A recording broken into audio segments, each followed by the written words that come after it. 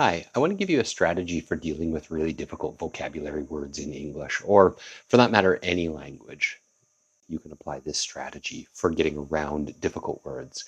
And what I mean by that is talking your way around words that maybe you don't remember or are problematic for you. Maybe it's a pronunciation, maybe it's a just a difficult word to remember, maybe it's a word you don't really know or you kind of know but can't recall quickly.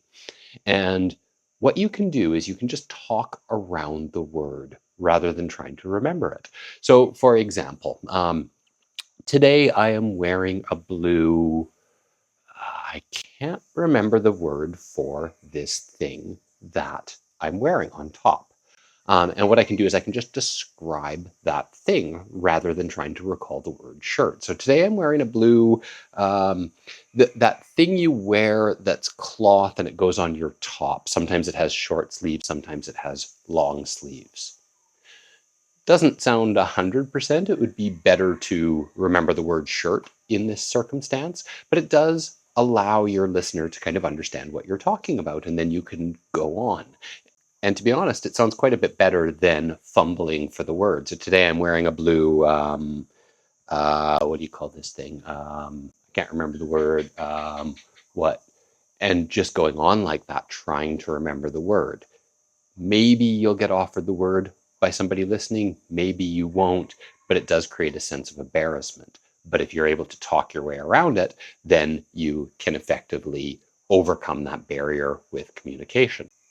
So there's a few strategies that you can use to do this, and I've outlined one, describing the object. And you can do this with more complex things. And the way I like to practice this is try to describe a common situation or a common event that maybe you don't think about using English very much. So for example, how do you drive a car? Well, you get in the car and you put your foot on I can't remember what that thing is called, but you put your foot on the pedal on the floor that makes the car stop. You have adequately described that thing and you've overcome your communication barrier. Another strategy is using synonyms, words that are different but mean a very, very similar thing. So, for example, if you were trying to remember the word exhilarating, this is a word that means very exciting. So you can just replace very exciting. Yesterday, I rode a roller coaster and it was very exciting.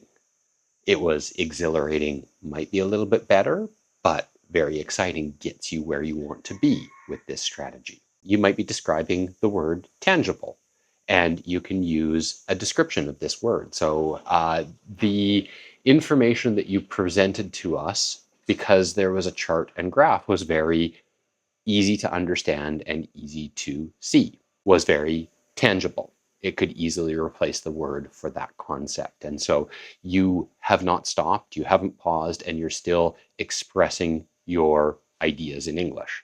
And the last strategy is using analogies. And these are creating circumstances or ideas that are very similar to what you are trying to say. For example, if you're trying to communicate the idea of something being surreal, that's a word that means it's like a dream, but in real life. I recently did a van trip around America, and I spent 4 months living in a van, and it was it was a surreal experience. It didn't feel real. So I could replace surreal with I recently spent 4 months living in a van traveling around America, and it was an experience to me that didn't feel real. It was like a dream, and I really enjoyed this experience. So you're replacing that word that you maybe don't really know or you're maybe not comfortable with using with a analogy or a description of the word.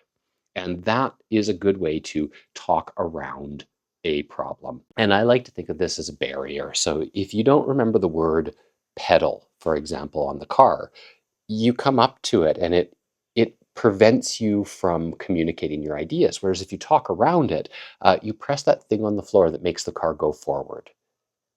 You simply bypass the problem and you're on the other side and you're able to express your opinion or express your meaning in English. Thank you very much. I'm Ryan Chappell. This is Learning English Adventures, and this has been a strategy that you can use to get around difficult ideas and to bypass needing to have a lot of advanced vocabulary. It's, of course, no replacement for having that vocabulary, and it's always a good idea to study vocabulary and terms, but this helps with communication and helps you feel more fluent in English. And as an added bonus, it's great for any of the English proficiency tests because it doesn't get heard by the listener usually. They just process it as if you had used the word. And even IELTS examiners or TEFL examiners, if you're able to describe your concept, that's enough for them. They don't care that you don't know the word gas pedal. They typically see it as there's a pedal that you need to press in the car that makes the car go forward. That is fluent communication, and they look at it like that is fluent communication, and they will actually give you points for using this strategy rather than taking points away. Thank you. I'm Ryan. This is Learning English Adventures. If this has been helpful, give me a like and follow. I really appreciate it. It really helps me out.